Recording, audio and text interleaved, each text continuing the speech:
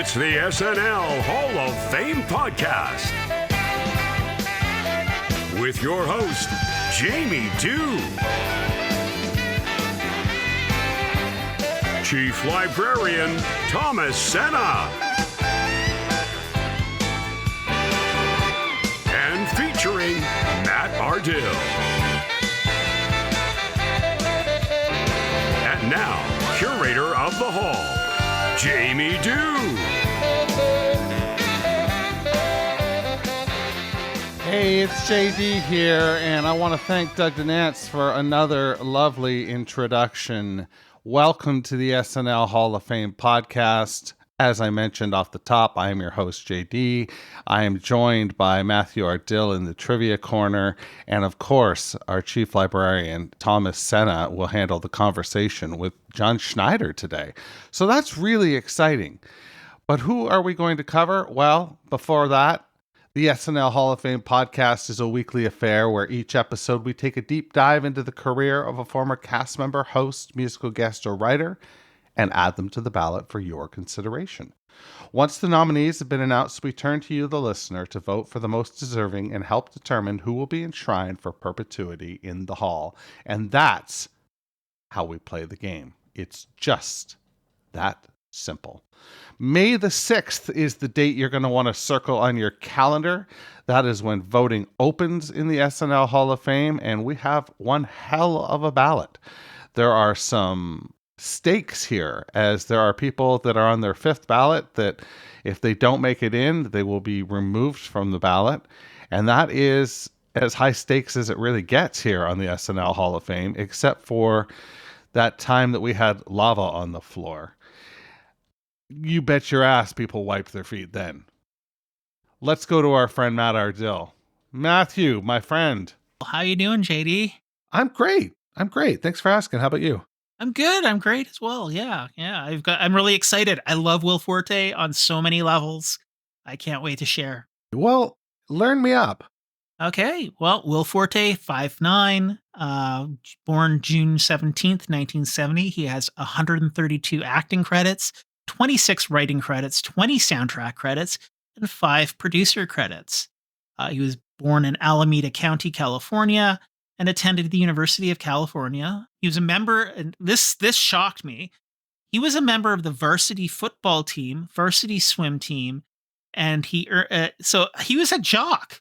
That's not what I would have expected. Me neither. But he I would have earned pictured theater nerd.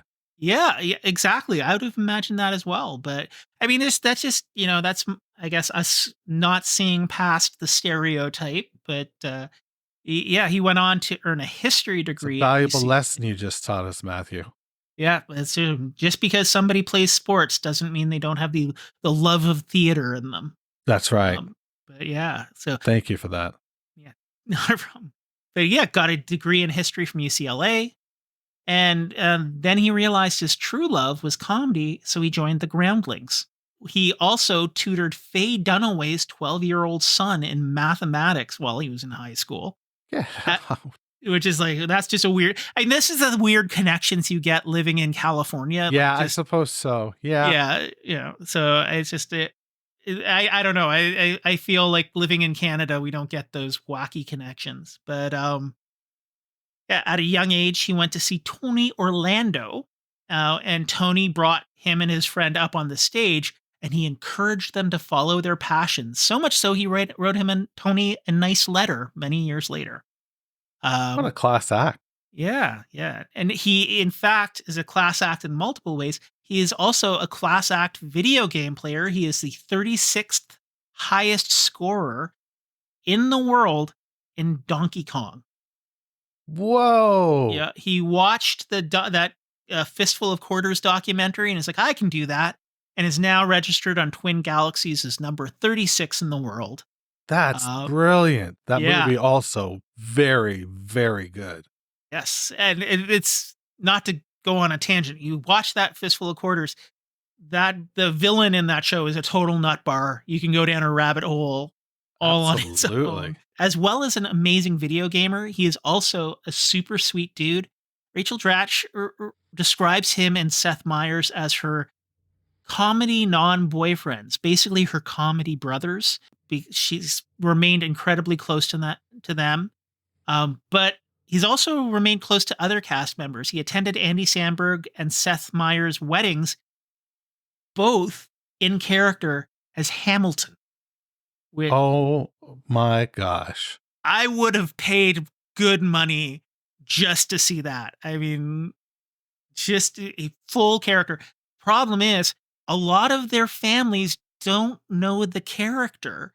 So all they know is there's this super racist weirdo walking around at the wedding, which is the most Will thing. Like that just is like, yeah, that makes sense. That makes sense.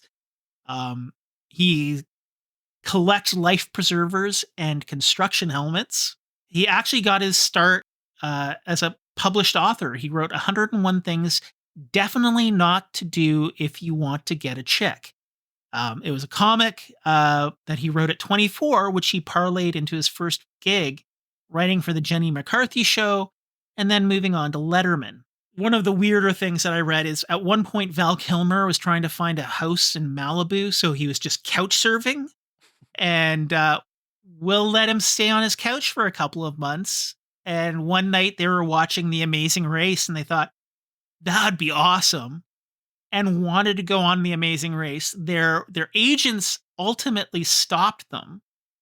Boo. Those agents did not really do the right thing. And then unfortunately time got away from them and it didn't happen. But yeah, just to illustrate how amazing a dude he is, he gave his entire per diem to the crew for MacGruber, which when he was filming the film MacGruber, his mom visited the set on the naked celery scene shooting day. So that must have been a little weird. You think?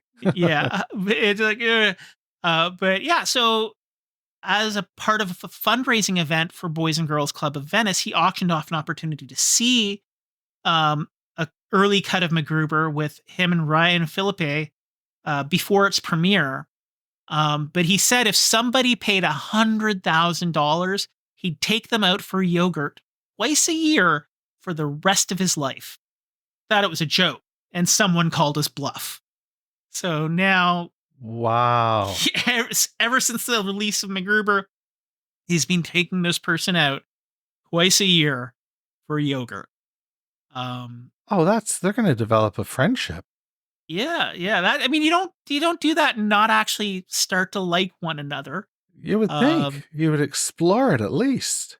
Yeah. And I mean, in the ultimate expression of how good a dude he is, like a true gentleman, when filming the last scene for The Last Man on Earth, he and Kristen Schaal had a sex scene after her character ate a can of beans, and she let one rip like crazy, and he took the bullet for it.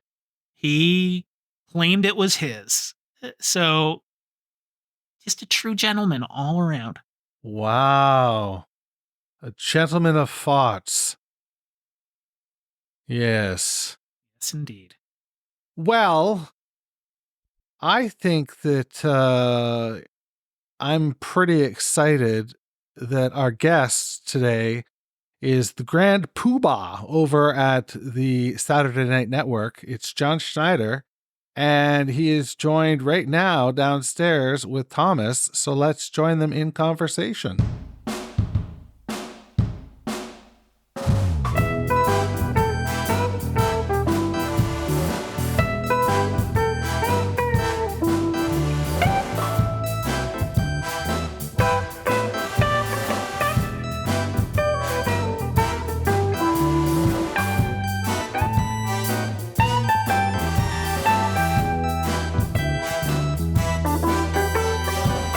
JD and Matt, thank you so much. Yes, welcome to another episode, another wonderful conversation with a great guest. Welcome to the SNL Hall of Fame podcast.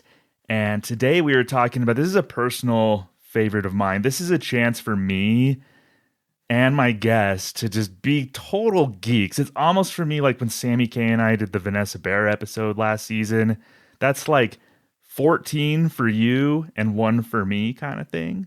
So this is what this is like with Will Forte, our nominee today. So to join me, another fellow Will Forte nerd, possibly Will Forte is one of my favorite, probably in the top 2 or 3 favorite cast members of mine personally. And I think for my guest, Will Forte falls under that category too. So I am joined by a friend, somebody who I greatly admire in the podcast. He's kind of like a podcasting influence for me personally. It is from the Saturday Night Network, John Schneider. Hey man, what's up? Thanks for joining me. Hey Thomas, wow! I'm very. First of all, I'm very humbled that you would say that. Mutual respect here, and love what you've done with the show, and JD and Matt and everybody here. So thank you so much for having me back. And I have to say, Thomas, I maybe have podcasted about. I'm gonna throw out a guess here. I'm gonna say like 300 podcasts about SNL. I maybe have done over the last few years. I don't think I've ever been as excited to do a podcast as I am right now. Like this is one of the best things I could have ever done as an SNL podcaster is get to talk about Will Forte. He is definitely my favorite cast member of all time. I wouldn't be talking about SNL or podcasting about SNL or doing all the things that we're doing at the SNN if I didn't fall in love with Will Forte on the show and everything that he did. And I know I'm not alone with that. I know that there's so many people out there that Will Forte is such a big influence on. So thank you for having me today. I can't wait to have this conversation. Yeah, absolutely. I'm so giddy too. And then doing some refresh, because with Will Forte, I don't necessarily need to do research, quote unquote, but I like to refresh myself, watch sketches, go in with, having watched these sketches as close to recording time as possible so they could be fresh. And this is like the most fun, quote unquote, research I think that I've done for this entire show because I love Will Forte so much. So yeah, this is going to be great. Thanks so much for joining. I meant what I said as far as you being like a podcasting influence. What you've built at Saturday Night Network is just amazing. Like, so tell us, tell the listeners what's been going on over at the SNN. A lot, I know. Thank you so much. Yeah, I mean, it's been pretty crazy. It's been great to get the show back after that writer's strike, and glad that everything turned out well over there. And then for season 49, it's just been nonstop coverage of the season as we go through all the live weeks. We have coverage right after the show is done airing. So we have this great group of people who stay up late with us and talk about the show. If you're watching on YouTube, you can always find our hot take shows and join us in the conversation. So let's say, you're tired, you're lying in bed, you just enjoy the show, but you just have to talk to somebody about it. It's a great place to go and hang out. Then we also have our Monday night roundtables where we're just breaking down the show even further, talking about the legacy of a specific host in a specific episode, and then our By the Number shows that we do on Wednesday that Mike Murray hosts for all the stats and turning SNL into a live sport. So that's our regular coverage. We also get to do some really cool interviews that we do on our show called SNL Stories. We just had Christine Ebersol, season 7 cast member. We just spoke to Bobby Moynihan. There's a lot of great ones out there as well. Now we're sort of turning our heads towards the end of season 49, finishing up all the coverage on that, doing some summer stuff, and then it's season 50. It's the big one. So we have lots of stuff planned for season 50, and I can't wait to get to all of that. And you got to come hang out with us at the Saturday Night Network. Yeah, so this guy's built like a true network, like you and everybody else. Bill Kenny, Sammy K, the Andrews, everybody who's really closely involved. You got quite the community going at SNN. It's a true network. Like you have a Saturday night thing, a Monday thing, a Patreon thing, By the Numbers. So it's a really definitely a true network there. Maybe you can get Will Forte on like a SNL Stories one day. That is like the dream. I'm hoping for that's the big one, or one of the big ones for sure. I'm hoping maybe for a special numbered show, maybe a 500th, maybe a 1,000th, something like that. I can convince him to do it. I have met Will Forte before. I actually went to go meet him on my birthday when he was at Just for Laughs. This was before I was doing SNL media coverage, but went to go talk to him, and he could not have been nicer. And I know that some of our podcasters have bumped into him over the last few years, and he said that he would do it. So I'm hoping one day we'll get him to come on board, and I think we're gonna have a blast whenever that does happen. Yeah, that would be a biggie. So Will Forte, our nominee today on the SNL Hall of Fame, on the cast from 2002 to 2010. And from what I understand, John, that was basically the era that made you love the show? Like that whole, all those casts between 2002 and 2010, that whole era. So what were your impressions of Will Forte when you first saw him on SNL, this oddball? Yeah, so very fun fact that he almost got hired the year prior, but I think he wanted to keep writing on that 70s show, which was also a show I enjoyed very much at the time. But yeah, so I'll go back to like my origin story for watching the show the first time. And I really fell in love with the show, from like 2005 to 2010. I was in high school then. And that for me was just like, Will was such a big part of that cast. But prior to that, I had tuned into SNL. I knew what it was. We had like friends who had older siblings who were watching it all the time. And at times I would just like turn on the show and just catch glimpses. And I remember seeing like Tina and Jimmy on the show and being like really intrigued. Some of, Smeigel's TV Funhouse stuff. But one time I remember my parents going out on a Saturday night and I turned on SNL and I was very like curious what I was going to see. And I saw Will Forte as Tim Calhoun, this politician who just like is so anxious and can't get anything out and just like nervous, flop sweating. I think I would make a real good president because I'm a hockey dad, soccer uncle, football cousin, ping pong brother, and Donkey Kong best friend.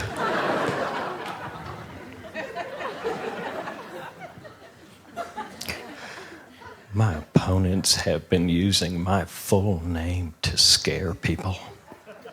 Is it my fault that my middle name is Boo? I just fell in love. Like for me, there's just something about it that clicked, and getting to watch him throughout his time at the show, I've like psychoanalyzed this over the years, Thomas, where I'm like trying to figure out what it is for him that just, makes me laugh harder than anybody else. And I think it's because like, I think I'm like I have quirks, but I think I'm like a pretty normal person. Yeah. But like Will brings out the weird in me. Like he brings out something in my personality that isn't brought out by most people. And it's something that I watch on the screen and I just get purely happy. So in some of like the, saddest times of my life, I've turned on Will Forte sketches and he's just brightened my day. That's such the mark of a good performer too. He does that for me as well. Like I'm a pretty normal, I'm probably a little more weird than you, I would say, like if we're doing a scale or we have to ask listeners. I'm guessing we'll take a poll or something, but I'll ask them I'm doing the hot take show, so maybe I'll ask chat to see about that. But you're right. So he brings out like the weird aspect of me too, like all those little things that I'm like, why do I relate to this? Like, because I kind of had that like weird side of me, but that's like the mark of a good performer is like he's relatable in that weirdness that maybe you didn't know you had until you watched him perform in some ways. Does that make sense?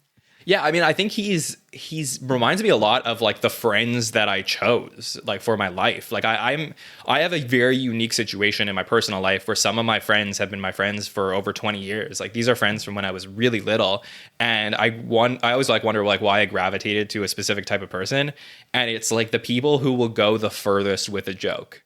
Like that, and like they have a lot of Will Forte qualities in them, and I just think I like to surround myself with people who are sort of like don't give a shit, and and will like take something really far, not offensively, but like I remember Seth Meyers telling this amazing story about Will Forte once on Late Night, where he said that I believe it was one of the writers, I'm blanking on the name of the specific writer, but one of the writers had been so hungry on a Tuesday night writing night and was writing all night and ordered Chinese food, and it took so long to get upstairs to the 17th floor, hours and hours. Finally, the delivery guy drops off the food, gets there. The writer is like so excited. Will Forte goes to pick up the bag and drops it out the window. It's one of the greatest things I've ever heard.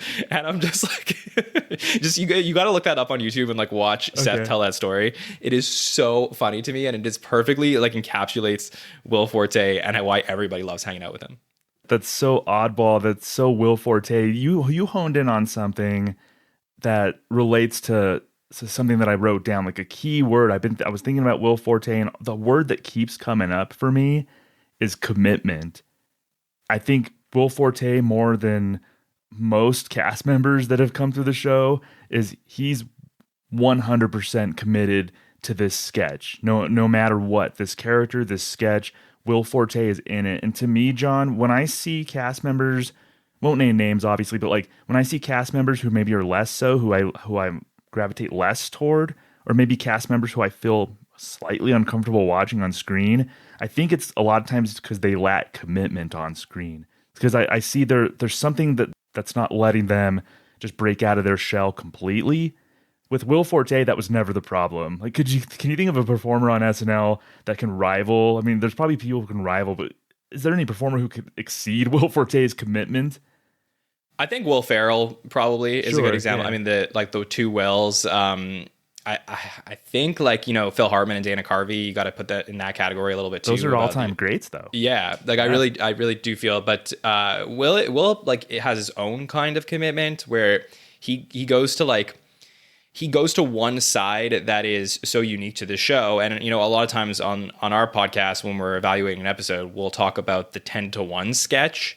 And he basically, that did exist prior to it, but, it's really the Will Forte slot in the show. Like, I think everyone that's come after him has always been looking for a Will Forte to be the weird sketch.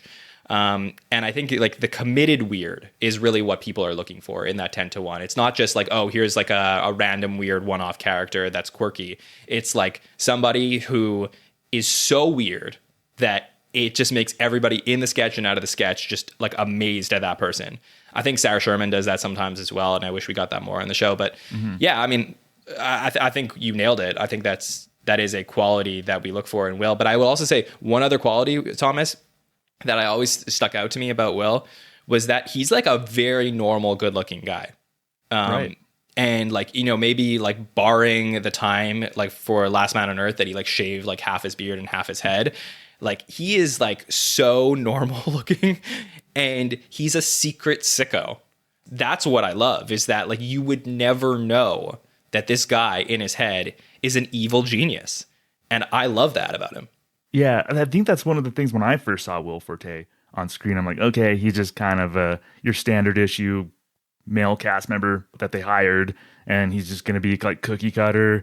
But just real quick, he totally dispelled all the notions that I had just by looking at him.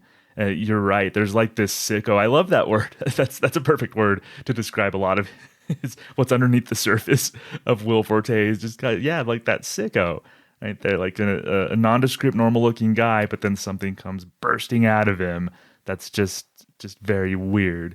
And when I think about all-time greats, Hall of Famers, whatever, I think it scores bonus points, especially with Will Forte, that he had his own unique lane in the show.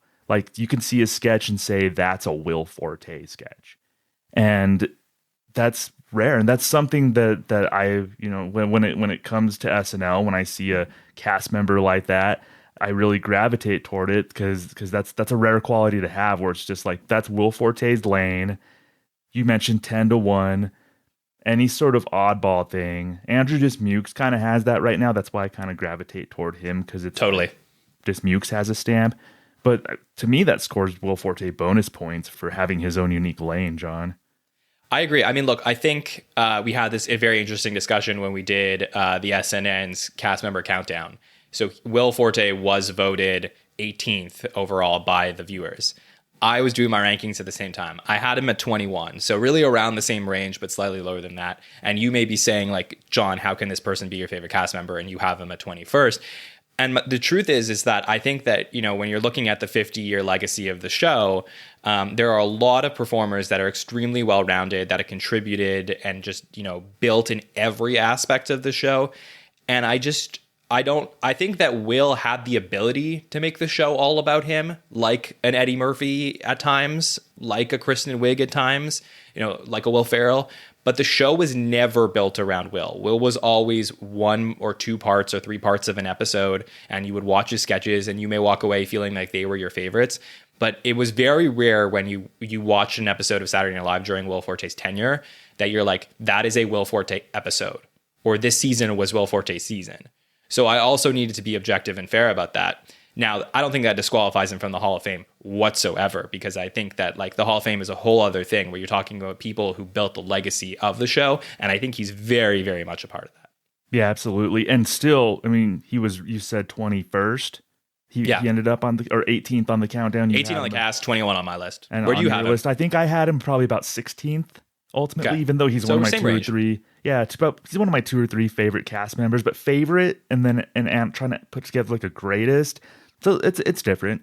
But to me, shoot, like top 20, top 25, that's right smack in the middle of Hall of Fame territory right there. If we're talking 160 or something now cast members. So to me, Will Forte is a slam dunk Hall of Famer. So this is going to be like the listener will know where I'm coming from and where you're coming from, obviously, with this episode. But I was surprised, I think, that I had him higher than you. But really, you're right. Like, it's the same ballpark.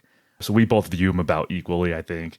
Yeah, I mean, the other thing the other thing that I factored into my cast rankings was also, his contribution after his time in the cast. He does leave in 2010, and I think that he, we'll get to this full conversation of his career, but I do think he could have stayed an extra couple of years, and that really would have helped him in terms of legacy, like had he left at the same time as Andy Samberg and Kristen Wiig. He has only come back to host once. That episode that he hosted was one of the weirdest episodes in SNL history. I think we could say that now. Yeah. So, that to me, is a factor that I think about in terms of overall contribution to the series. So, these are things to think about, but overall, I mean, what a career that he put up at the show. I can't wait to get into it.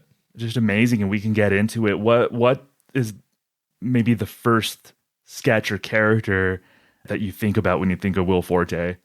All right, so I got 2 that are my quintessential Will Forte sketches. These are 2 of my favorite sketches of all time. I've had the trouble of deciding which one is truly my favorite of all time. But if I had somebody who came to me, said, I've never watched a Saturday Night Live sketch before, which one should I start with? I'm going to start with Jeff Montgomery, the sex offender. And just out of curiosity, what exactly is your Halloween costume? I'm a sex offender.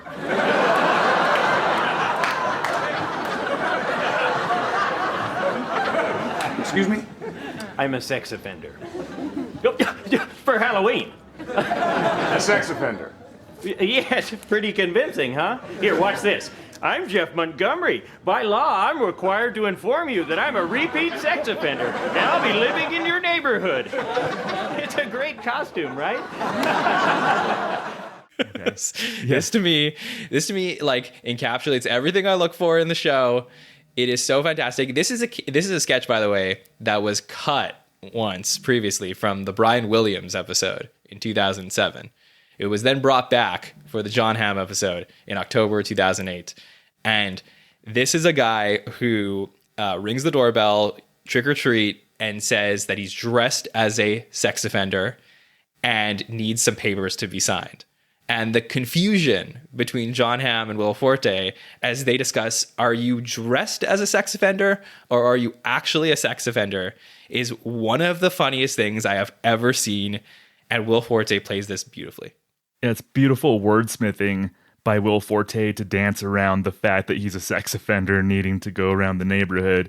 And this is a great example of understated Will Forte, in my opinion. And I think the other one that you're going to mention, that I have a feeling you're going to mention, is more so on the bigger side a little bit. But this Jeff Montgomery one is more understated Will in a lot of ways. Yes, and I want to credit Colin Jost, who wrote that sketch with him. Yeah. So that, the 2 of them, I mean, what a team that is. Colin's wrote some fantastic sketches over the years. But yes, I would say this is the sketch that I would show people the most of Will Forte. I struggle whether it's truly my favorite sketch, because there's one that like sentimentally means more to people, but I don't know if you get it if you're not an SNL fan. So do you want me to jump to that one? Yeah, I think you're gonna. Well, go ahead. But okay.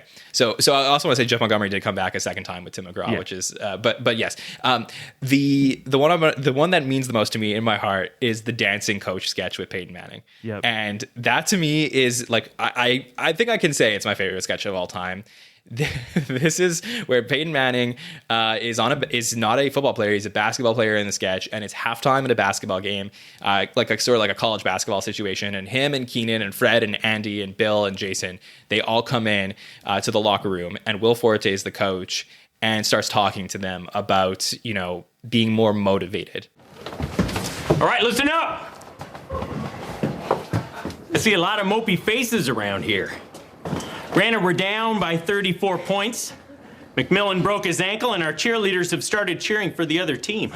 That doesn't mean we can't come back and win this thing. And Wally, you got something you want to say? Yeah, Coach. Guys. And gives them the speech that leads to Will Forte playing the theme or one of the songs from Casino Royale, and he starts dancing. You definitely got to look this up. If you can find it online, because Will Forte dancing and making everybody laugh, including, watching Bill Hader's face in the back of the sketch. Honestly, when this came out and I saw this live, we watched this sketch maybe 100 times, Thomas. That's how much we watched it. It was so funny to me, and I cannot watch it without laughing. Great. One of my greatest sketches of all time. This is amazing physical comedy by Will Forte. I'm glad you paired this one with the Jeff Montgomery one at the top, because it's almost like the comedic yin and the yang for Will Forte. Like I said, Jeff Montgomery's more like it's about how Will Forte's delivering the lines, and it's more understated. And this one, it's just like physical comedy, these dance moves, how he times it out with the song.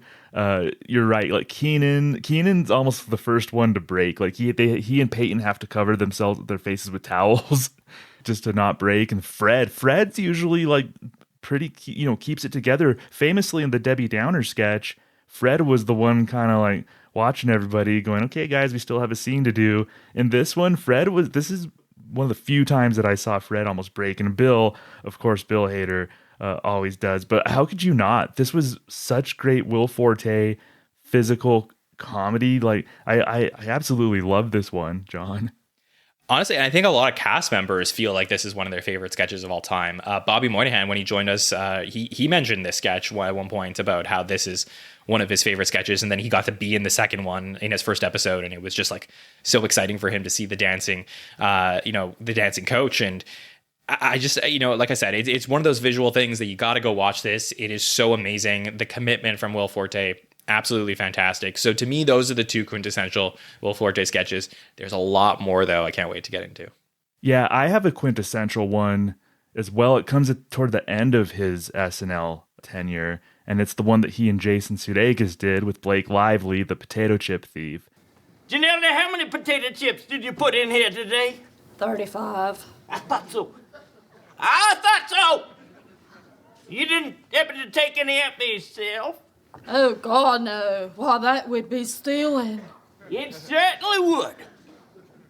Janelle, what would you say if I told you that man right there is nothing but a common potato chip thief? Potato chip thief! What? To me, if I wanted to show somebody like this, this is Will Forte's humor. This is Will Forte's playground. I might show them Potato Chip Thief too. That'd be one of the first ones that I show them. Like just displaying Will Forte's like humor, what he brought to SNL. In this one, he plays it big. Like it's maybe a little more understated at the beginning, but he ends up like yelling, screaming. But underneath that screaming, he says some really funny things. So Potato Chip Thief, John, would be to me like another quintessential Will Forte. Yeah, so I love this sketch a lot. It has a lot of elements of other sketches, which is maybe why I don't put this at the top of my Will Forte list. Like I would say that this is, and I get what you're saying. I think for a lot of people, this is the top Will Forte stuff. For me, I'd say this is maybe like my B tier Will Forte, just because it has elements of other things that I think ultimately led to this occasion. It's a brilliant sketch. Love Jason Sudeikis in this as well. Love Blake Lively. Like this is a really, really great sketch. I believe this is John Solomon and Will Forte in this one.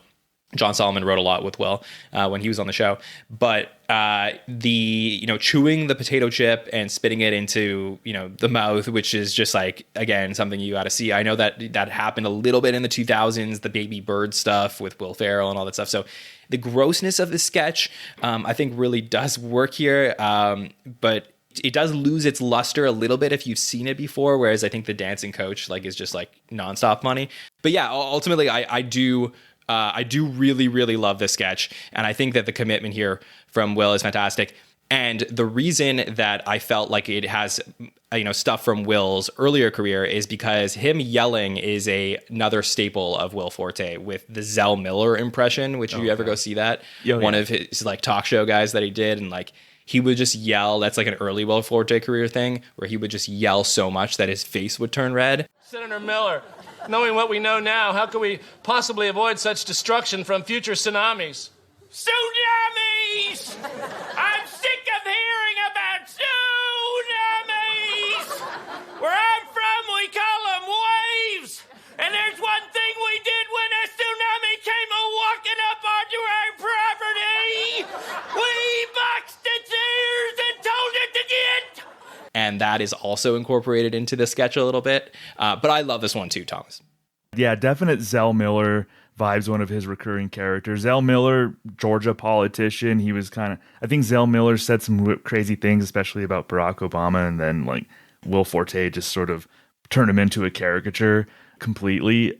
I do want to talk about Will Forte as a breath of fresh air for the show too. Because I think, and I know it's subjective, but he started at a time where I think SNL was trying to find an identity. Will Ferrell had just left, and they didn't quite have an identity. They were playing around with, like, do we push Seth Meyers as the star of the show? Who's the star of the show? What's our humor? What's our viewpoint? And I think Will Forte was a breath of fresh air amidst them trying to figure themselves out. I mean, the show.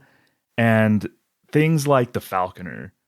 That premiered in season 28, and that was so... To me, that was so unlike a lot of what was on SNL at the time that it was a relief sometimes to see The Falconer, something like that pop up on screen. And The Falconer is one of the things that Will Forte is best known for, but it was just like a relief for me as a viewer when it popped up in this era of SNL.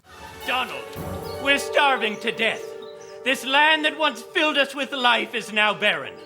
One of us must search elsewhere. And only one of us can fly. No, Donald, you! Oh, Donald, even in these desperate times, you still retain that dry sense of humor. Now you must fly away from these woods and bring back something, a possum, a squirrel, anything to keep us alive. So be gone, my friend. Bring us life! Bring us life! Yeah, I do like The Falconer a lot. I think those sketches are, pretty forgotten because of all the great things that Will Forte did after. But I truly believe those are great sketches. That's Will with Eric Slovin and Leo Allen. I think Eric Slovin was the guy who, by the way, Will dumped his Chinese food out. I forgot the name before. But yeah, those Falconer sketches are really great and just so weird and bizarre for a time where SNL's writing was a little choppy and they were trying to figure it out, like you said, in that, post Will Ferrell world and pre Kristen Wiig, Bill Hader, Jason Sudeikis, and Andy Samberg world.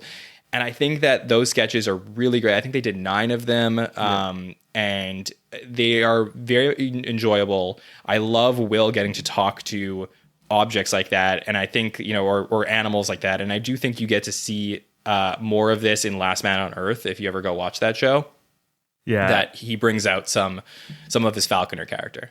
Yeah, especially like at the beginning of the series, The Last Man on Earth, when he's talking to the balls, the various balls that become his friends, that are like placed inside the bar. I can definitely see that. I'm gonna go ahead and call Donald an object too, because you could see one of the funny things is you could see the strings on that puppet. Like I'm sure that was a choice. Let's make the strings show and make it look as ridiculous as possible.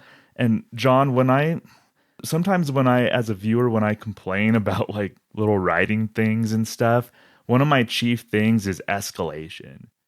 Like, how do you do escalation? What's proper escalation? This sketch needs more escalation. I always say that. Like, it could have been bumped up just another notch. With The Falconer, to me, a lot of these sketches were just perfect examples of how you escalate, especially a recurring sketch. How do you find escalation in something recurring? I think Will Forte and the people behind this Falconer sketch just did that escalation beautifully. I totally agree. I think that's a great point for these. You know, there's some other sketches from early in his career that I think are really important to bring up that are often lost upon people. So I think now is a good time to maybe pivot to some of those. One of those is from the season 28, episode 14 episode with Queen Latifah. I don't know if you know what I'm going to say, but this one is Give Up the Ham. Give up the ham. Such a good sketch that is like, because of the, I don't know if it's like the song, like it doesn't get put up a lot, and like you got to Google it and look up this, but basically people fighting over a ham at a grocery store, and then the sketch breaks down with Will Forte singing "Give Up the Ham." Let go. You let go. Ham stealer. You're a ham stealer. You let it go. Stop at this instance. Everybody needs to just cool out. Give up the ham. Let the ham go and give up the ham. Oh, yeah. Give up the ham. Peace and unity. Give up the ham. All right. And it is so good. And like, I think maybe the first moment of really seeing like how great this guy is. I know that him and Fred sort of did some stuff on Update, but like this was to me the first like major moment for Will Forte on the show. It's commitment to something ridiculous, or like a commitment to an everyday thing, like shopping at a grocery store. Say, so how can we take that scene, that scenario, and play it up into something ridiculous? And it was that Amy Poehler and Queen Latifah. I think Rachel Dratch comes in as Amy Poehler's friend. So all these people start walking in, but then Will just totally owns it with this song. Like, that's just total commitment. Again, like you'll never have trouble with Will Forte and commitment. Give Up the Ham is one of the ones that I go back to semi-regularly. Honestly, if I need a good laugh, I do that. That's a really good shout out. That's from season 28, episode 14. One that I thought of, season 28, the next episode 15. It was a sketch that he did with Jimmy Fallon, Salma Hayek. It was called Cardboard Box.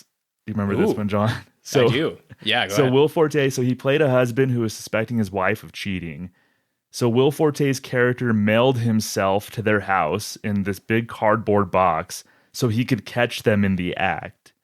And this is just, to me, like, we're talking early examples, like such a wonderful early example of a truly absurd premise that Will Forte completely sells. And he has to do this inside a box that he's not even on camera most of the sketch. And what he has to do and what he has to convey from inside a cardboard box is like chef's kiss, like beautiful work.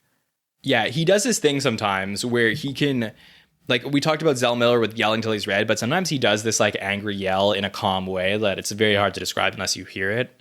But he did this recently on like I Think You Should Leave in one of the episodes, Tim Robinson's show, where he's like almost like he like fell on the sidewalk and he was like under a car, but he wasn't like really stuck.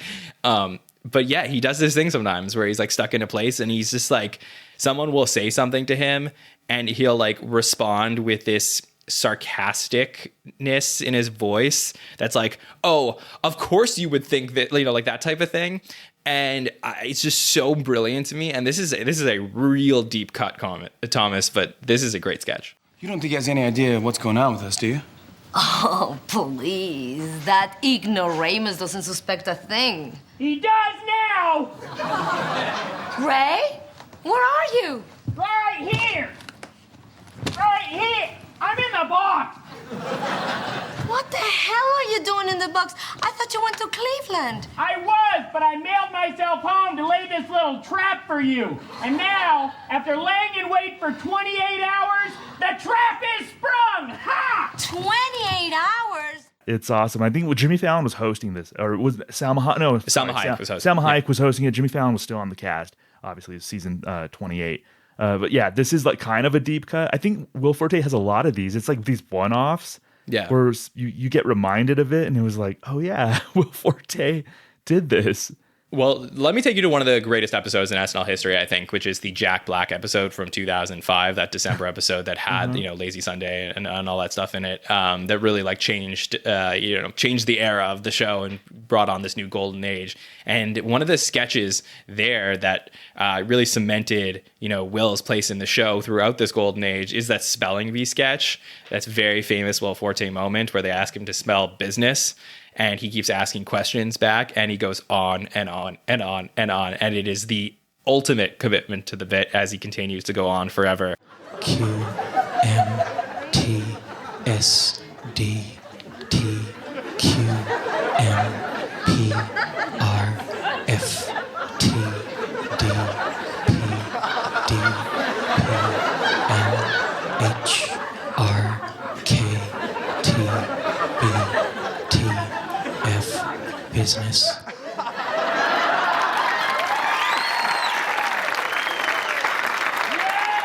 And I think that so many people growing up, writing sketch comedy, have tried to find a take on this specific sketch.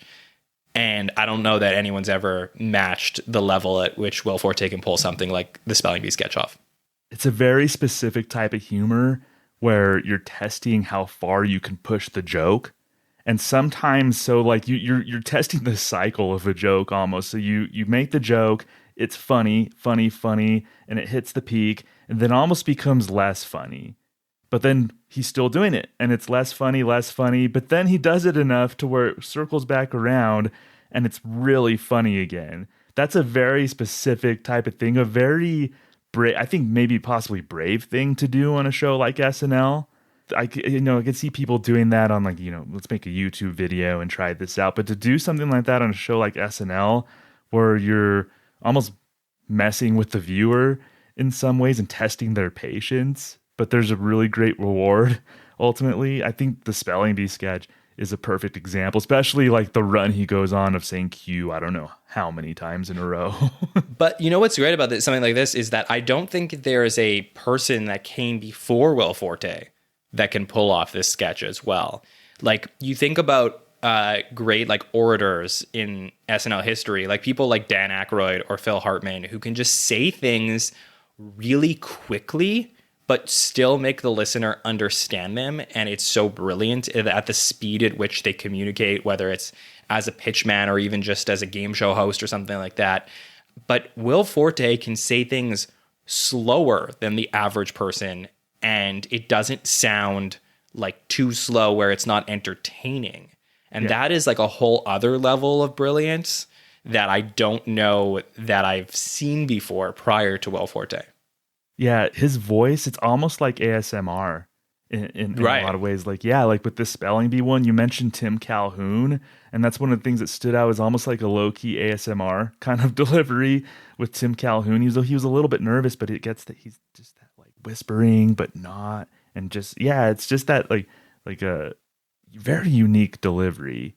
And I had written a note. So spelling bee, as far as like testing, see how far you can push the joke, it also reminded me of something else that he did on Weekend Update when he appeared with Amy, I think Amy and Seth, in season 34, and he appeared as himself, and he was recapping a Senate vote. When Friday's tally was finally counted, and that was all she wrote, people asked, how did that pass? And how did everybody vote?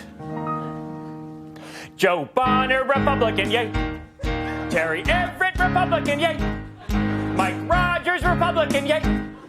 Robert Adderholt, Republican, nay. Bud Kramer, Democrat, yay. Spencer Beck is Republican, yay.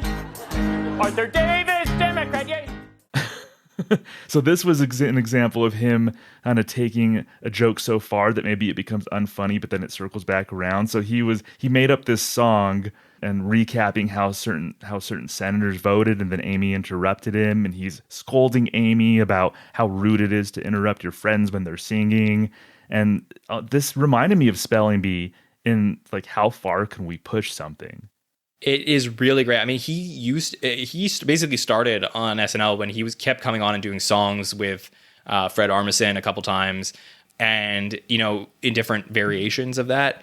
But yeah, he will come on Update and do songs on a regular basis throughout his SNL tenure, and he will push things to the absolute limit. And, you know, I think a great sketch to jump to off of this conversation is Fly High Duluth, which to me is like an underrated classic. John. Yes, this is this good SNL podcaster, which is that's from the Scarlett Johansson episode, and it's basically like a TV talk show where they're like, "Oh, we have a band that's finally going to come out and do the theme song for the show," and they just like keep going and going and going with the song where they keep thinking it's over, but it's not. And Will Forte is like drinking and going like full rock star with it, and it is so brilliant. I cannot wait to hear what you think of the sketch because I don't get to talk about it enough. Mama! Don't you point that gun at me! I said, please, Mama! Don't you point that gun at me! Because my love is consecrated in the blood of the Apache nations! Oh, Duluth, yeah! It's an example to me. Well, by the way, first of all, as an example of the breadth of Will Forte's sketches, we had mentioned Spelling Bee. That was season 31, episode 9. Fly High Duluth was season 31, episode 10. So this came like one episode after that. Like, you can look through all his great sketches and you're like, dang, that happened. Those happen like back to back. And that happens a lot. Like on my list, I'm seeing like back to back to back episodes. But yeah, Fly High Duluth is again one of those where I frequently go back and watch it. And it's just, again, that commitment to the sketch, the commitment to the bit. It's so ridiculous. He's like this Jim Morrison type of guy singing this theme song for a show in Duluth, Minnesota. And he's like with Scarlett Johansson. So his lover, his she lion or she tiger, I think he called her or something like that. I think her name is it's like they're Wally and Char. Char, yeah. So it's just like, this is a wonderful example to me of like Will Forte's commitment to the sketch. Just doing these ridiculous things, chugging, which I assume was tea or something like that in a Jack Daniels bottle. But no, this is one of my favorites. And I never get the sense that Will Forte is self-conscious even for one split second up there. And so to me as a viewer, it makes me feel like I'm in good hands with Will Forte in this sketch. Yeah, absolutely. And this is one that he put together with Eric Kenward, who's now a producer on the show. But yeah, I mean, this is another brilliant sketch that you just got to break down. It's a very long sketch, and sometimes, you know, my personal preference is not to go too long with sketches unless we're talking about like one of the great debate sketches in SNL history that really has like something to say. I think then you can push things a little bit, just my opinion.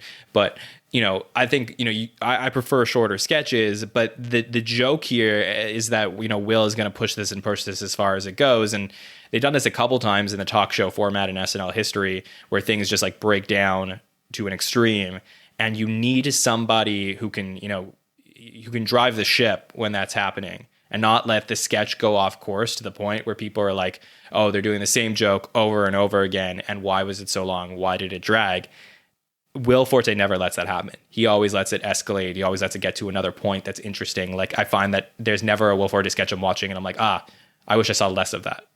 No, you're completely right. Like, by the end of this Duluth live sketch, like, they're doing a full-on breakdown. Like, he's starting and he's kind of saying the lyrics are kind of weird, but you're like, okay, this is kind of like a weird kind of hippie or 70s rock band doing this, but okay, like, it's kind of weird. But then you're right, like it escalates and escalates to the point where like Fred's doing this full drum solo, Andy's shredding on the guitar, he's breaking the guitar, Will's screaming on the mic, like it. So yeah, the escalation, that's what beautiful escalation, and something that I always look for as an SNL fan.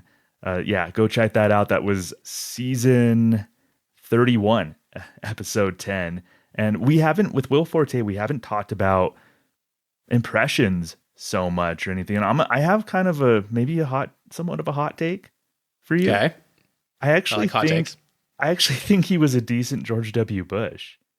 Ooh, okay. I really do. And I think it suffered because he had to follow Will Ferrell's George W. Bush. That was its own thing. But I think just in a vacuum, I think he could have really made that work, because I think he has the type of personality to where he can play understated, but he could also say weird things and be squirrely and have that bizarre nature underneath the surface, which was George W. Bush and kind of how Will Ferrell depicted it. But I think it suffered because he had to follow Will Ferrell. But I think in a vacuum, and going back to rewatch some of these, I was thinking to myself, like, I think he's a pretty good George W. Bush, honestly. You know, we're roughly $7 billion in debt. But don't worry, I got a plan. I've decided to consolidate all of our debt with one of those debt consolidation companies. That's right. We're gonna go with Ditech.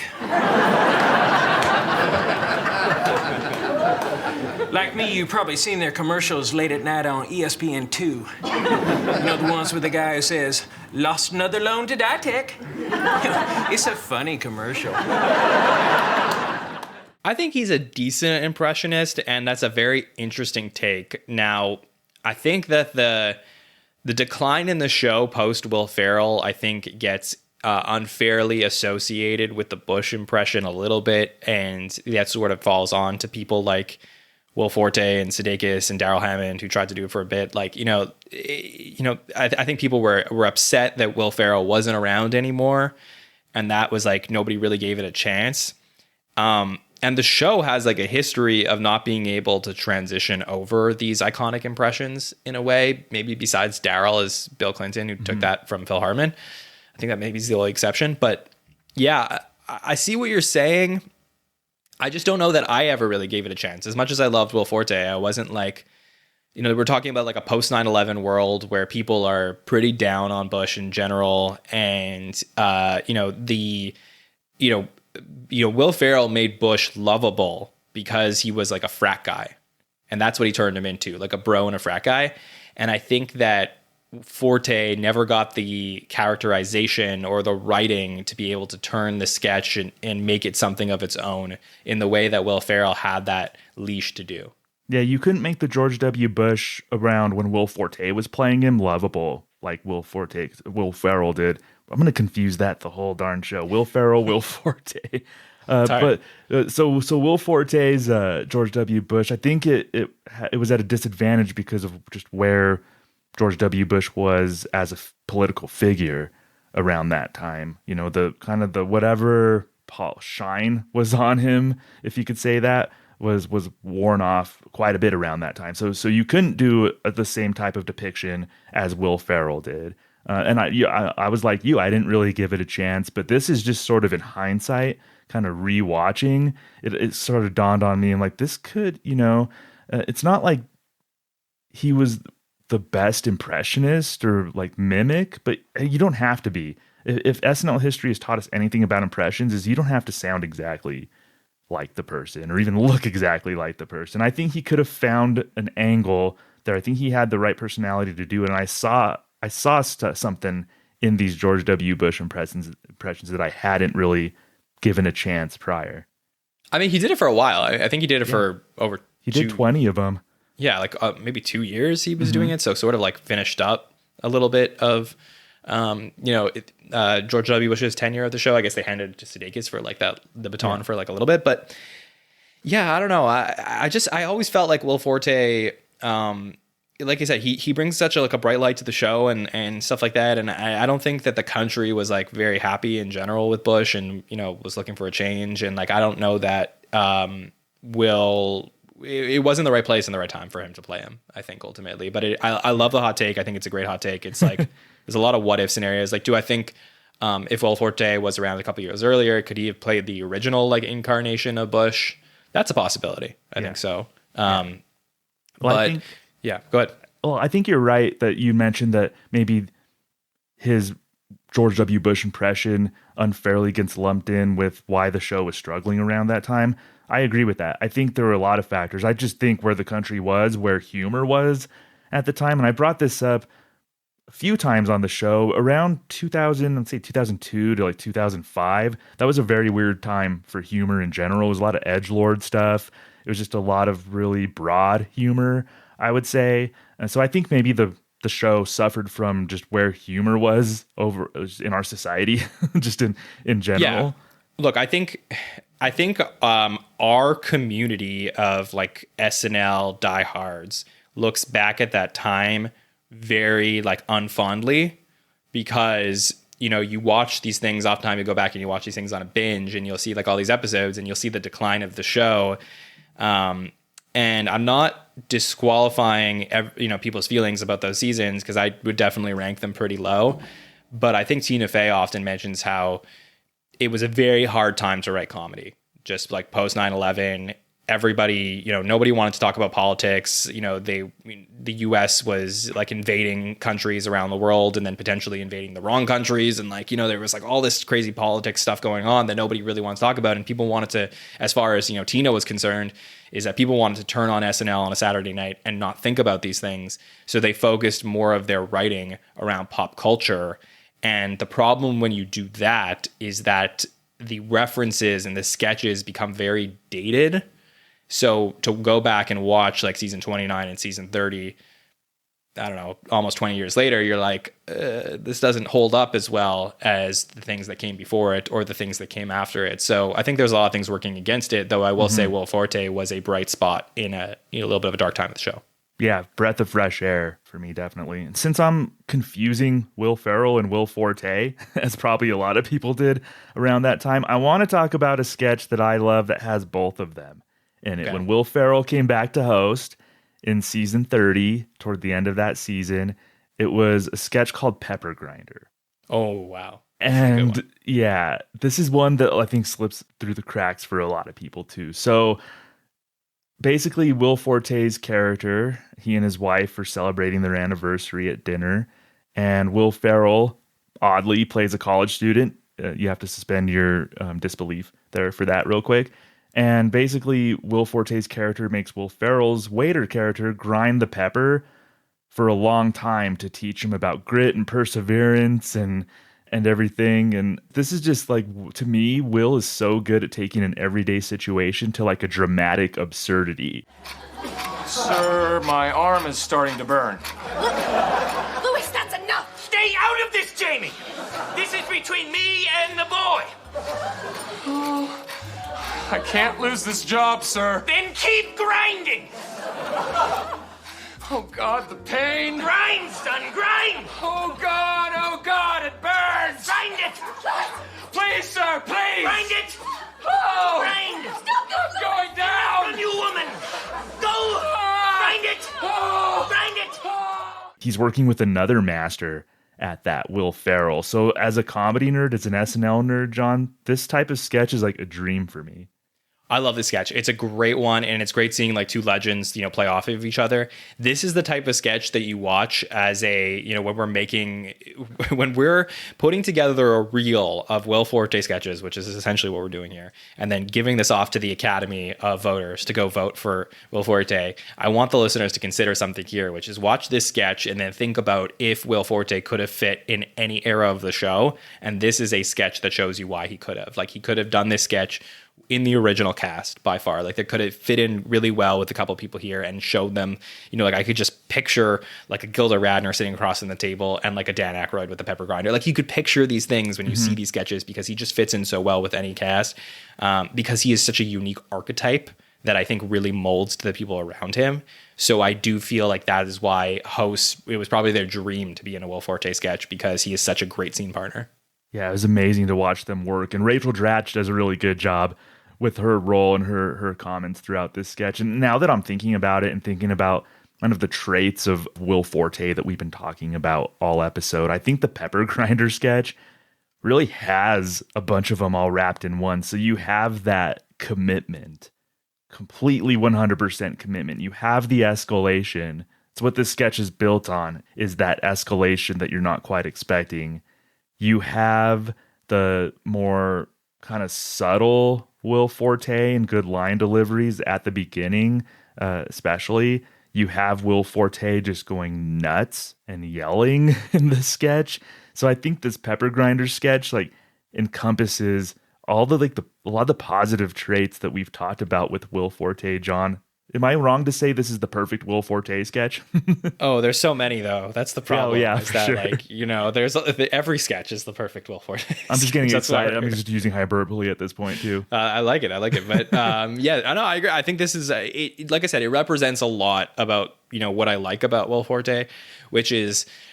This is one of those sketches. I think there's another sketch that he does that is a comparable sketch to this one, and this is like later in his career. But I'm just trying to remember. It's one where he's like, maybe you can place this for me in my mind, but it's one where like they're trying to decide like who's gonna pick up the check, and then like he insists that he's gonna pick it up. And that one is so great. I need to find where that was. It was called "I Got This." I think if you look it up on YouTube. That's from season 35, and it was like a game show basically. Yes, that was trying to figure out who. You mentioned it's a game show. Yes, it's a game show. Bill Hader was trying to figure out who's going to settle the bill, and I honestly think that like that could be the same character from the Pepper Grinder sketch, like him just playing this like older gentleman about like who's going to pay the bill and stuff like this. And this is it's in one of Will's last episodes as a cast member, but it's a really good sketch. Check's still out there, gentlemen. I got this. Your money's no good here. I got this. Well, Dad, come on. You're getting on in years, and I want to show you my love before you pass. I got this. I'm only 58. I got this. Hey, you introduced me to jazz. I got this. You helped me to learn eBay. I got this. Honey, I got my MasterCard right here. I could just... Not a chance! I got this. I got this. This is the woman I will be buried next to. She comforts me when my hernia acts up. The least I can do for this blessed angel is buy her spaghetti on her birthday. I got this. Impressive. Good rap. When people complain, like they see, another game show sketch, I think the game show format is perfect for a sketch comedy show. Especially, you could talk about technical reasons, blocking, the way the studio's set up, all of that. But I don't scoff at game show sketches just because they're game show sketches. We've had a lot of really clever ones recently. Yeah. This is an example, and you just have to have the right premise and the right performers. And we certainly had that, especially with the premise of this and with Will Forte. My problem with game show sketches is just that people don't really, there like aren't that many new game shows. That's the problem, right? But I guess that's the, evolution of media. Yeah, that's why you invent a game show called like I Got This. Yeah. Yes, but this is a great sketch. I think, Thomas, we talked about how great of a performer is Will is with performing with basically anybody, but I do think that he's also built chemistry with cast members that he has seen as like his ultimate scene partners. And that may have developed like later in his career, so much so that I wish he could have stayed on the show more. But I think that him and Jason Sudeikis on the show together is an all-time duo that people talk about and still reference to this day of like, oh, that could be a Forte and Sudeikis. And we haven't even talked about any of their sketches together, where they are so brilliant. I'll start with the ESPN guys, the Pete Twinkle and Greg Stink. This is a sketch that sort of premiered like very late in Will Forte's career at the show, where I think it was in his last season. This is season 35, and then we get it a bunch of times in that season. But it's all like ESPN Classic. So if that, like, does that channel still exist, by the way, ESPN Classic, or did they retire that? Yeah, I think it does. Okay. Shout out ESPN Classic. It's where I watched the like 85 Bears on ESPN Classic. Nice. Yeah, I didn't know if it still exists with like YouTube being around. But basically, so ESPN Classic, you go on and you see like all of these like random sports, like, pool and bowling, darts, curling, shadow curling. I did that once, a couple times. But and basically like Pete Twinkle and Greg Stink, Jason and Will are the commentators. And, Sudeikis is like your brilliant classic, like ESPN play-by-play guy. And Will Forte as Greg Stink is the color commentator. And he always like heads over to him to say something. And he has like nothing to say. And their back and forth are incredible. Wow, look at this. Look at that. Oh, and quite a shot. Unbelievable. Look at that. Oh, a big kick. Oh, she loves God. She loves God. Greg, how many points do you think she gets for a shot like that? Oh, I don't know, 5. Okay. You just kind of pulled that number out of thin air, didn't you, buddy? You put me on the spot. I did not know what to say, so I looked down at my hand, I saw 5 fingers, and I went for it. I love it. I gotcha. Why is it so cold in here? Well, we're in an ice rink, buddy. That makes sense. And I know this is a Will thing, like a Will podcast, but also like Jason's ad reads to me are like some of the funniest things I've ever seen on the show. But just their brilliance together, all-time great sketch. What do you think of that one? Yeah, Will Forte is so brilliant at playing like dim-witted but likable. He says dumb things, but like you root for him as much as you could root for that character in like a 4-minute sketch.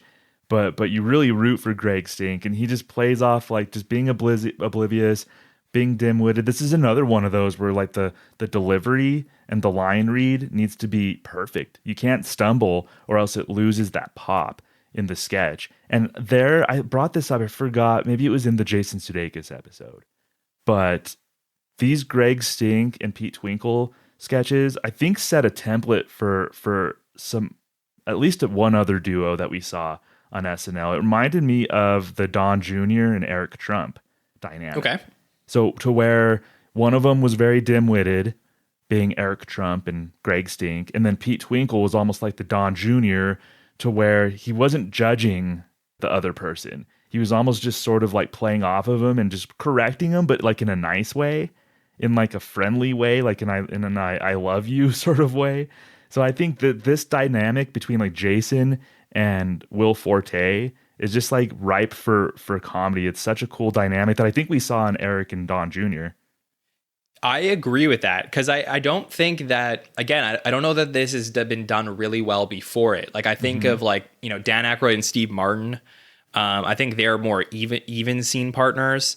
I think Eddie and Joe, they're more even scene partners. And I'd even say like Mike Myers and Dana Carvey, like Wayne's World sketches, even though Dana plays it more dumb a little bit. I still think that like they're closer to even than what we get here between Jason and Will in this particular sketch.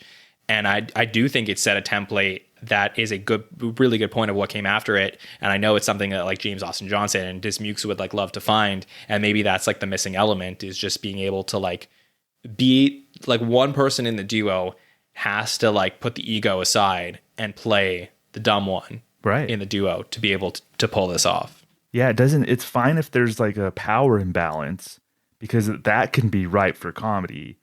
And so I think we saw that perfectly. It was that dynamic between Sudeikis and Will Forte with Pete Twinkle and Greg Stink. They did these, I think, 6 times, and all of them just hit. They're like home runs each time. Your girl, Kristen Wiig, we all love her. She's great.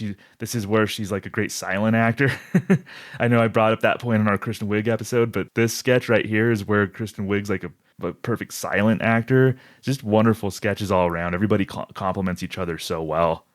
Yeah, and that leads me to the other great Jason and Will sketch, which I don't know if you want to bring it up or you want me to do it, but we got to talk about John Bovey, of course. Oh, yes. Yes, the vision. Are you a John Bovey guy? Yeah, I am. Speaking of setting a template, but yeah, no, these were great. So stupid that I was on board immediately. All right, here we go. 2, 3, 4, 'cause I'm an Indian. On a cotton horse I do not ride, and I'm unwanted. Alive and dead.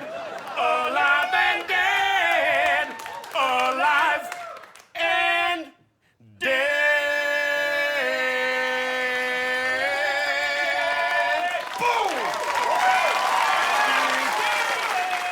Honestly, just like looking at a still picture of Will Forte's face as like the member of John Bovey is so hilarious with the mustache and the long hair. This is like pure joy. This is as good as it gets with like, just, the party of SNL and feeling like you're invited to like the greatest party in the world is like watching these two of your friends just like hang out and be so stupid and silly and just like sing these Bon Jovi songs as John Bovey, that they're all like the opposite band. And to me, every time it's popped up, I just like ate it right up.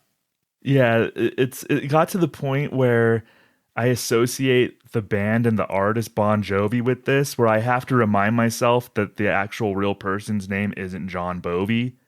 Yes, that's me too. how closely I associate. I see John Bovey and I'm like, well, that's how it is, right? Oh, no. It's Bon Jovi. But you're right. Well, also it's because like John Bon Jovi. Yeah, so and then there's a whole like, you had layers to that. You're right. There's like two of our friends just being dumb. Like I could see just at a party and they're just like entertaining people and like, oh, these guys are so stupid.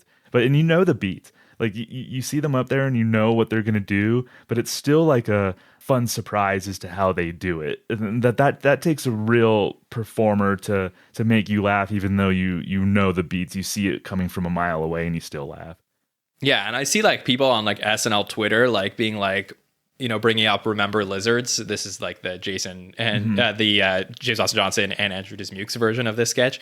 And I'm like, you guys, you don't know how like good it is to have something like this. Like, I love that they did that, by the way. Like, I'm one of the ones who didn't mind that they did that. But like, to me, like this is the pinnacle of, just stupid. And it's so great to have that on Saturday Night Live. And I wish we got more of that, honestly. Yeah, that was so good. And I realized, so we're about an hour in, and I don't know if JD's yelling at us right now, but I don't care, JD. This is a special episode for us. We're about an hour in, and we haven't talked about MacGruber at all. And this is maybe the thing he's most known for. This spawned what I think is a hilarious movie, and we have not talked about. Yeah, and he did it 9 times. And of course, he did it 27 times, probably essentially, because they were all 3-part runners, basically. And yeah, what do you think of MacGruber, John? Yeah, first of all, JD, this is our playground. Like, let us do our thing here. We're cooking. But I love MacGruber. MacGruber was the thing that, like, when MacGruber would come on and we were watching the show live in high school, there would be audible cheers in the room. Like sometimes, like I talk sometimes about like my SNL history, and like, we would be like my friends and I loved Saturday Night Live so much that we would be, this is like before we were old enough to like go out to clubs and like drink. We would like have house parties with our friends, and we'd have like a lot of people in our high school grade over, and SNL would be on the TV in the living room, and like I'd always be like somewhere nearby so I could like see what was happening and not feel like the FOMO of not having watched it and as it's happening. So like 2 things would happen during this era that would just like make the house shake. 1, SNL digital short pops up. Number 2 was MacGruber theme song comes on. And people would be like, everyone would sing like MacGruber, like as that would come on. And it was just like, nobody, like we were young, like we didn't like get the whole like MacGyver, like the whole thing. Like we didn't get it. But like knowing what I know now, it's just like a brilliant portrayal of like this characterization. And obviously we're going to get like at one point the real MacGyver. I mean, there's so many good variations of this, including like Betty White and everybody. But yeah, this is like his most well-known character. And it only took us an hour to get here because there's so many other brilliant things on his resume, but it doesn't take away from the fact that these sketches, or like blackout jokes, really, because this is like the pinnacle of a blackout, joke on SNL, are amazing. They're amazing. And it's like really the last real runner we've ever had at the show. Damn, this door is locked from the outside. As soon as that liquid hydrogen's released, this baby's gonna blow sky high. What's the plan, MacGruber? I want to kiss you on the mouth. What? 10 seconds. Okay, quickly. April, hand me the guitar. Give me the guitar. Come on. Okay, check this out.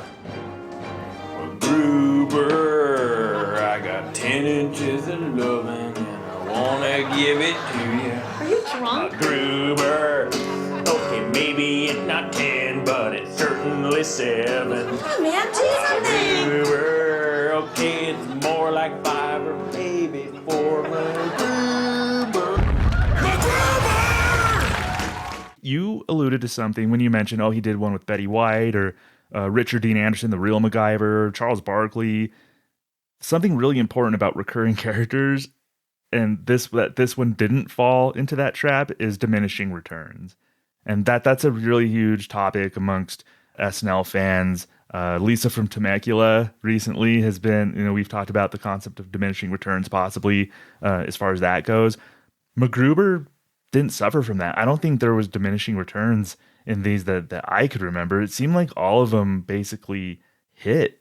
I mean, yeah, you're talking to the wrong person if you don't if you want to argue with me that they didn't, because I think that like these to me were so hilarious, and I think that it was a great level of escalation, and I really feel like the formatting of these is like one of the last great things about traditional television, which was like, we talk a lot now on the SNN about, you know, what are the producers at SNL like really thinking about when they produce a new season of Saturday Night Live, like all the way now in the 2020s. And like, is the show being produced for somebody to watch it every Saturday night at 11:30 to 1 a.m.? Or is it being produced in smaller doses for people to watch on TikTok and YouTube?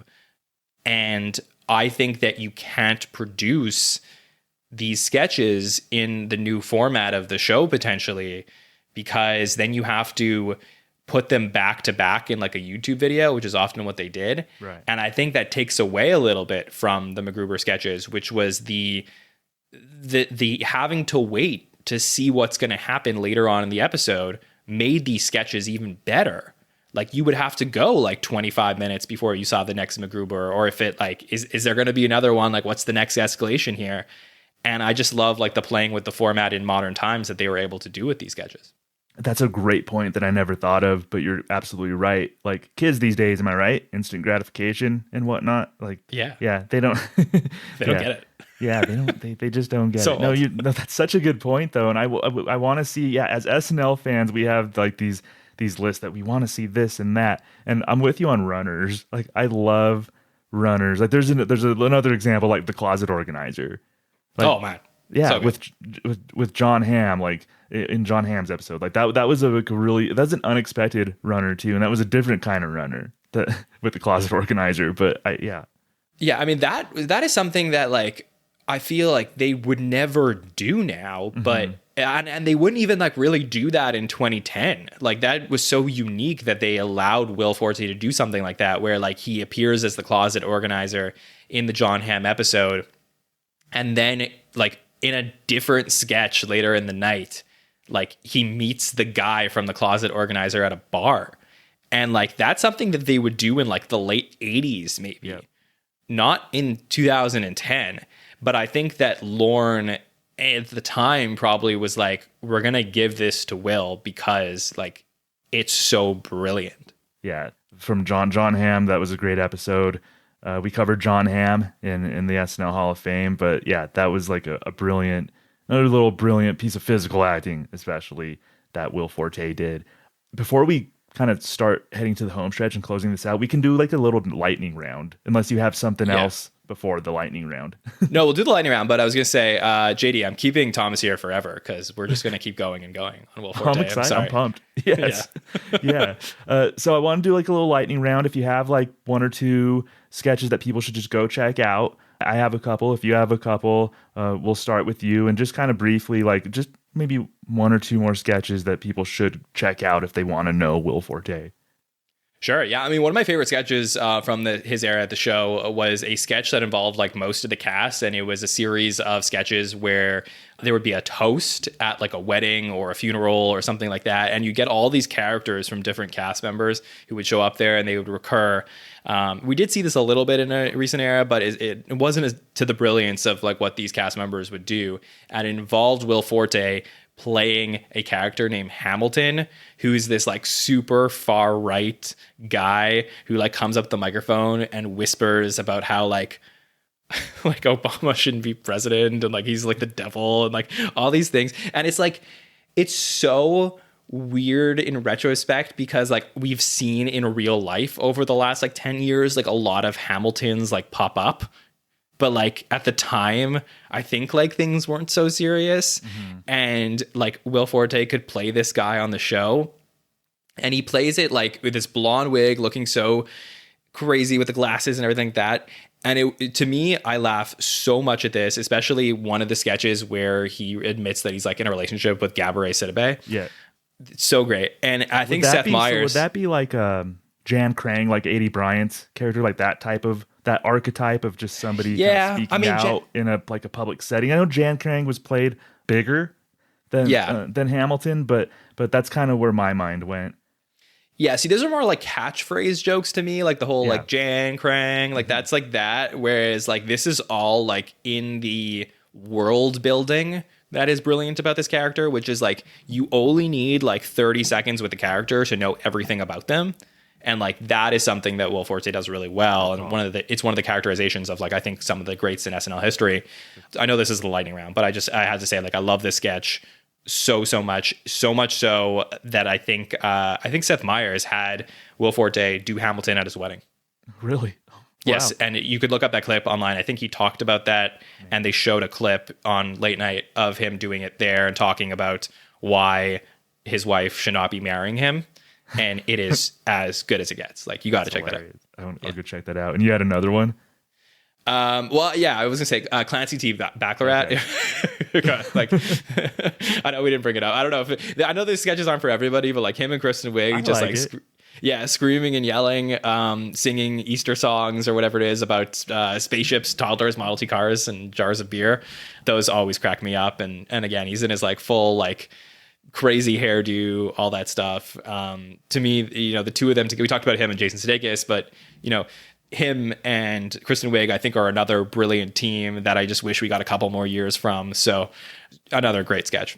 Yeah. Well, we had a whole episode of SNL where that was Will Forte and Kristen Wiig recently. So that's true. I was one of the ones who didn't mind that as much. Yeah, it was a weird episode. I won't dwell on his hosting gig too much, but it was very bizarre. But I did enjoy when they brought back the Clancy T. Baccarat character. Yes. Yeah. So can I just say about that episode? Because I do think like it's interesting for some of the listeners who maybe weren't like following our coverage at the time of that, why that episode was so weird and unique was that like I was doing the stats on that episode like the day after, and I was like, that episode felt so weird, and I just like couldn't figure out why. And I love Will Forte, and then I realized that was the first episode since the second episode of the series where Paul Simon hosted the show, where no cast member was in more than 2 segments. Like I went through every episode, like all like 900 and something, and no regular cast member was in more than a couple of things. And like that was such a unique situation that it almost felt like a clip show, you know, in a way. Like It wasn't like a new episode of season 47 of SNL, and like nobody will catch me complaining about more Will Forte, but it was just a very unique episode that like people were excited to see how Will Forte was going to fit with this cast and what he was going to do. But it ended up being like a lot of MacGruber and like, you know, small sketches with a couple cast members. And I think like a lot of people had a night off. Yeah. So whether you thought it was a good episode or a bad episode, it was definitely a memorable episode, very unique episode. So I'll give it that for sure. 2 that I wanted to shout out were he did about these 3 times. It was called First Night Out. So I think it was him and Kristen. He played this guy named Neil, and they would basically try to rope somebody in to do a 3-way with them. And just his delivery about calmly explaining how a sexual encounter will unfold between the 3 of them. Like, and then you show like they're meeting at the beginning of the night, and then they have more drinks, and they even show like the hand on the clock like move, like it's later in the night. And then they're going from talking about regular things to Will Forte's calmly explaining to them just in a matter-of-fact way about you're going to do this, and then I'll come in and do that. And just I found that just so like subtly bizarre. So I wanted to shout those out. Do you remember those? I'm sure you remember those, John. Oh man, those are really great. There's so many good Will Forte things. I mean, it's hard to bring up everything, but yeah, those are really great sketches. And in particular, I think they did a very good one. I'm going to say it was with either Lindsay Lohan. I think they did one with Rainn Wilson. Lindsay Lohan was in one, yeah. Rainn Wilson also, I think they did a good one there. Steve Martin, I remember that one was a little bit weird. Yeah. But yeah, those are some good ones. Yeah, and then there's a one-off. So I talked about how I love his one-offs. And there was one he did with Drew Barrymore and Kristen Wiig called Poison Therapy in season 32. And Will's character, he and his wife are in marriage counseling, and Kristen Wiig plays the marriage counselor, and he's married to Drew Barrymore. And they're talking just in this matter-of-fact way about how Drew Barrymore likes to poison him, and Will Forte almost plays it so small and subtle and so funny. He's almost like excusing his wife for poisoning him, and Kristen's really playing it well too, and she's saying, as a matter of fact, like, so why do you think that is? And then Drew Barrymore is like, well, I do poison him, so I understand why he feels that way. And then Will Forte's like, oh, you do? You understand? So he's all happy. So it's just this very great scene in a marriage counselor's office called Poison Therapy. Kristen Wiig, Will Forte, Drew Barrymore. I want to encourage people to go watch that one as well. Yes. Oh, I got one more, by the way. Sorry, Okay. JD, but I gotta, we can't end this episode without bringing up Gilly. I mean, yes. Will Forte making those sketches as great as they are with his, Mr. Dillon. I think those sketches like lost their luster a little bit after he left the show. Mm-hmm. So for me, that is one of the better, characters within the world of Another Sketch. Yeah, Will Forte's delivery lives on. Like when everybody thinks about those sketches, I think they're imagining Kristen dancing, but they're also thinking about Will's delivery with the Gilly. So that's a good pull, John. So post SNL, because I know, and especially when you look at cast members, you kind of like to look at post SNL, and we already covered his hosting stint. But after SNL, he started MacGruber, which came out around the same time as he finished the final season of SNL, like literally the same month, I think. He starred in The Last Man on Earth from 2015 to 2018, which is a show that I stand by. I always got some good laughs out of that show. He tends to pop up everywhere in TV and movies as well. He's one of those. He's almost like a Maya Rudolph in a way, where he's just like pops up in a lot of things. So have you enjoyed Will Forte's post SNL career? Like, what do you make of it? Yeah, I also enjoyed him on 30 Rock. He had a run there as well. I think it's like Jenna's boyfriend. Look, anytime he pops up in anything, I love to watch it. Last Man on Earth to me was a great show that didn't get enough press. And when it got canceled, I was really upset about it because it had like a really good story about the end of the world. And then I ended up going to see Will Forte at Just for Laughs. And then he told us like how the show was intended to be finished. And I was like, if you know me, like I hate that stuff. Like I hate not knowing. So it like close the book. So if anybody wants to know, like reach out. I'll let you know like how that was going to finish. I'll definitely ask you when we hit stop here. Yeah, I don't want to like root for anybody in case they don't want to. But I do know that how the show was going to end if they had a last season. So I mean, like I've really enjoyed everything I've seen him in. Anytime Will Forte does like an interview or something like that, I check it out. I sort of like knew that like coming off this career on the show, like I think that this was his playground and there would not necessarily be outlets for his type of comedy out there unless he was going to produce his own show or have his own special or something like that. I think like the Tim Robinson format is maybe something we could have gotten from Will Forte at some point.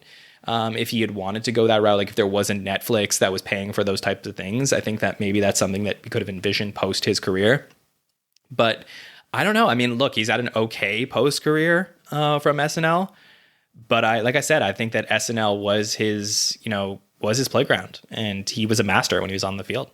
Yeah, I agree with that. I think he was destined to be like a character actor, kind of, and he plays that really well. He's always memorable in whatever he appears in.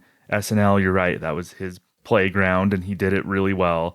So I agree with you. I think I've enjoyed his post SNL career, and I think he's doing what he was kind of destined to do. So now's the time.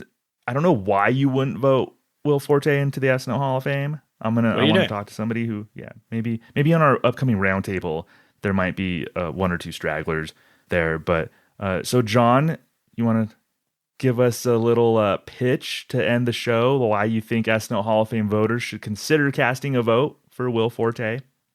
Yeah, I think he left his mark on the show that, everyone who's come since has always been compared to. People are always like looking for the next Will Forte. I don't think there's an easy comparison for anyone before him. So he lives in his own world in terms of the history of the show. I think he built things on the show in terms of, time within the show. That is the Will Forte area for people to go and play and be weird. And I think he changed the show. Like one of these things I like to think about or talk about when I'm voting for the Hall of Fame is if you pull this person out of the timeline, out of SNL history, is SNL the same? Is it better? Is it worse? And I think SNL is a much worse series without Will Forte in it for those 8 seasons, just being absolute crazy to the nth degree. So, if you listen to this whole show for an hour plus of Thomas and I just going on and on about how great he is, you'll know that there were just character after character, moment after moment in every one of his seasons that he just crushed. And I think that, going back and rewatching his career at the show, you are going to find yourself looking for a Will Forte moment in an episode that's going to brighten your day, and he's going to give it to you So he is absolutely made for the SNL Hall of Fame and deserves to be in there.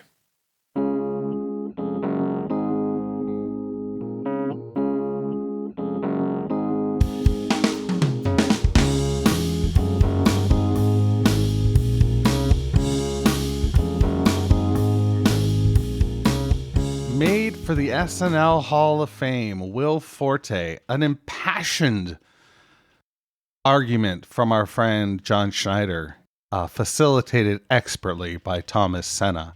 I got to tell you that I think he's a Hall of Famer. I don't think he's a first ballot Hall of Famer. He just doesn't have that gravitas. While I agree with John that the show would be very different, and it would be different in a negative way without him, I do think that he wasn't ever the fulcrum on which the show, pivoted. And that may hurt his case just a little bit. But you just heard 90 minutes from Thomas and John, and if that doesn't convince you, then I don't know what will. Maybe a sketch. Maybe we should go to a sketch right now. How do you like them apples? So let's go to a sketch called Trick or Treat. This appeared on an episode hosted by John Hamm. Let's go to it now. Here is a Snickers for each of you. And for old time's sake, how about a Charleston Chew? Thank you, Mr. Peterson. Happy Halloween.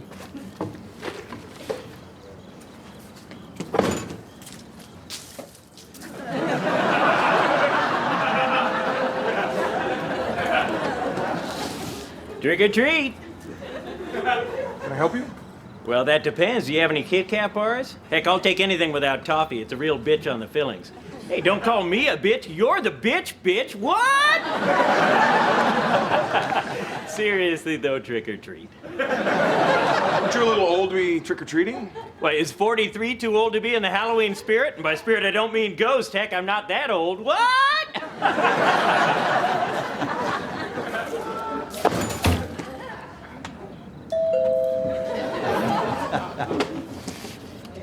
Look, I realize this is a little unusual, but, I just moved into the neighborhood, and, I figured I'd use trick-or-treating as an excuse to get out and make some new friends. I apologize for being so awkward. No, that's quite all right. That wasn't very neighborly of me, and I apologize. Bob Peterson. Jeff Montgomery. Pleasure to meet you. This doesn't excuse my behavior, but I hope you'll accept a Reese's Peanut Butter Cup. Bob, I couldn't think of a better welcoming gift. Thank you. And just out of curiosity, what exactly is your Halloween costume? I'm a sex offender.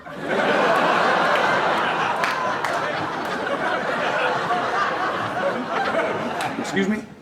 I'm a sex offender. For Halloween. A sex offender?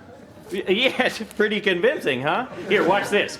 I'm Jeff Montgomery. By law, I'm required to inform you that I'm a repeat sex offender, and I'll be living in your neighborhood. It's a great costume, right?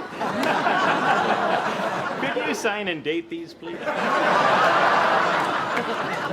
What am I signing? Oh, you will get a big kick out of this. You see, as part of my costume, I'm having everyone sign this form acknowledging that there's a sex offender living in the neighborhood, etc., etc.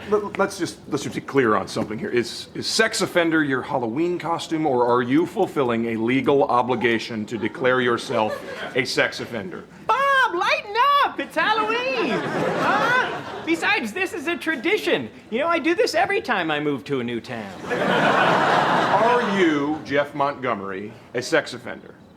Am I, Jeff Montgomery, a registered sex offender on Halloween? Yes. What about not on Halloween?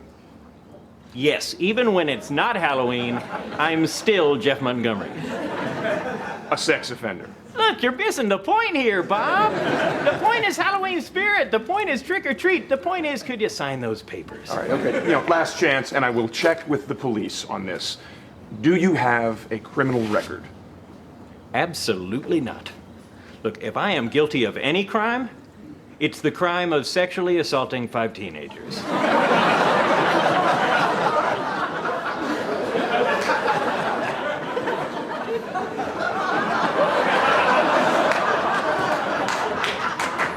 Okay, now this is gonna sound like a terrible segue, but are you looking for a babysitter? Happy Halloween!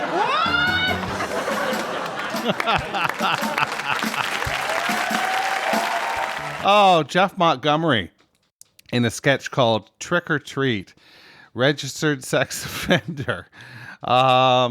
It's sort of a third rail.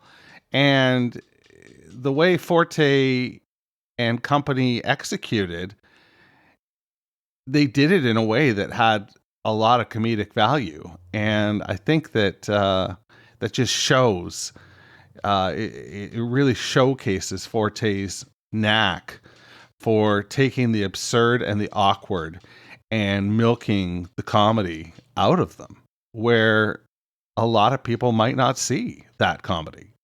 So there's that. Hope you enjoyed yourself this week. I can't believe it, but we've only got 2 episodes left.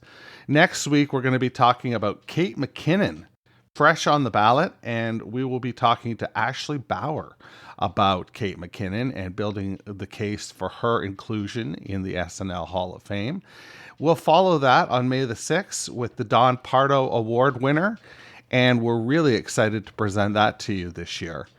That will be the same day that the ballots are distributed and voting is open. Voting will run until May 17th, and we will wrap up the whole season 5 on May 20th with an extravaganza, the likes of which you've never seen before.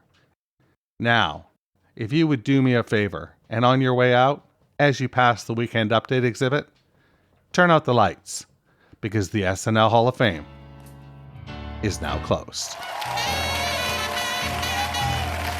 Thanks for listening to the SNL Hall of Fame podcast. Make sure to rate, review, share, and subscribe to the show wherever you get your podcasts. Follow us on social media at SNL HOF. This is Doug DeNance saying, see you next week.